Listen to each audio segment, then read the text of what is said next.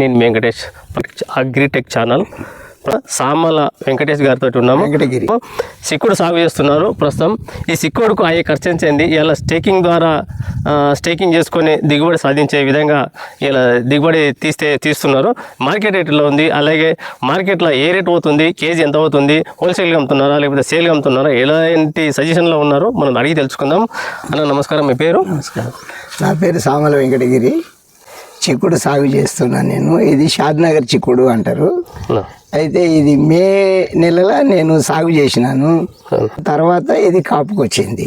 అయితే ఈ కర్రలు అంతవరకు పొలాన్ని దున్నిపోతం చేసి ఈ కర్రలు ఆతి ఆ వైర్ తీసుకొని 200 కర్రలు అయినాయి. ఈ 20 కిలోల వైర్ వచ్చేసింది. ఇదంతా చేసినాక 15 గుంటల పొలంలో ఈ సాగు చేసినాను. నీకు మార్కెట్లో ఎంత కేజీ పోతుంది ఇప్పుడు ప్రస్తుతానికి ఉన్నట్టుగా? ప్రతిరోజుకి ఎంత దిగుబడి వస్తుంది?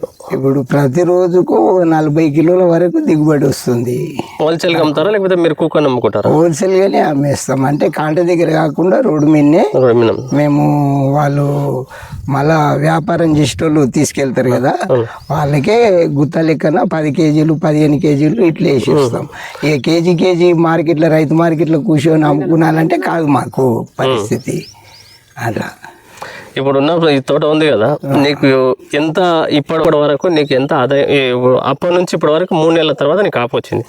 కాపు వచ్చిన తర్వాత నీకు ఇంతవరకు ఎంత అమౌంట్ వచ్చింది? ఇప్పటి వరకు నాకు పెట్టుబడి పోగా ఒక 20,000 వరకు ఆదాయం వచ్చింది. ఇంకా కూడా రానికి టైం ఉంది. ఇంకెంత ఎన్ని రోజులు చెకింగ్ తీసుకుంటుంది చిక్కుడుకాయ? ఇప్పుడు జనవరి వరకు మాకు రేటే ఉంటది. ఇంచుమించు జనవరి వరకు మంచి సంక్రాంతి పండుగ వరకు చిక్కుడుకు రేటే ఉంటది. ఇప్పుడు ప్రస్తుతానికి పెట్టిన లాగడి మొత్తం నీ చేతికి అందిందా?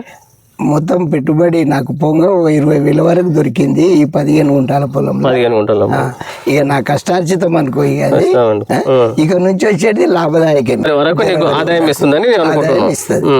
ఇప్పుడు గింజ పెట్టినప్పటి నుంచి ఇప్పుడు దీన్ని ఏమేమి మందులు వాడిన? లేజర్ ఫస్ట్ DAP వాడిన, తర్వాత పొటాషి DAP వాడుకుంటా. DAP వాడిన 2 సార్లే వాడినాయి.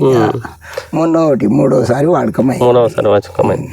ఇప్పుడు ఉన్న తోట ఉంది కదా నీకు, ఇప్పుడు ఈ సిక్కుడు తోట వేరే రైతులు నాటుకుంటే వాళ్ళకి ఎన్ని రోజులకు పంట వస్తుంది? ఎంత కాలం ఈ పంట నిల్వ ఉంటుంది? నీకు ఎంతకాలం, ఎన్ని నెలలు మనకు దిగుబడి కాపాడుకోవాలి? మనం రోగం రాకుండా తెగులు రాకుండా మనం కాపాడుకోవాలి. ఏదో ఒకటి తెగులు వచ్చింది అంటానంటే అప్పుడు కాయ చిన్నగానో చెట్టు పచ్చగానో ఏదో తెగులు ప్రభావం మనం గమనించి ఎంబడి మనము వాళ్ళ మందుల షాప్కి పోయి దాన్ని షాంపిల్ చూపించి ఈ విధంగా అయింది అని ఒక నమ్మకమైన షాప్ దగ్గరికి పోయి చూపించాలి. దానికి సరిపోయిన మందులు ఒకసారి ఇస్తాడు, తగ్గకపోతే కూడా రెండోసారి కూడా పోయి తెచ్చుకోవాలి. కాపాడుకుంటే ఇప్పుడు అది ఒక 4 నెలల వరకు మంచిగా మందులు పెట్టుకుంటా, స్ప్రే మందులు కొట్టుకుంటుంటే ఒక 4 నెలల వరకు కూడా మనకు సహకరిస్తుంది. మంచి ఆదాయం అన్నమాట. చిక్కుడు తోట పెట్టుకుంటే ఎలాంటి నష్టం లేదు అని మీ ద్వారా మేము తెలుసుకున్నాం. మీ అమూల్యమైన సమయాన్ని మాకు ఇచ్చినందుకు థ్యాంక్ యూ. నమస్కారం.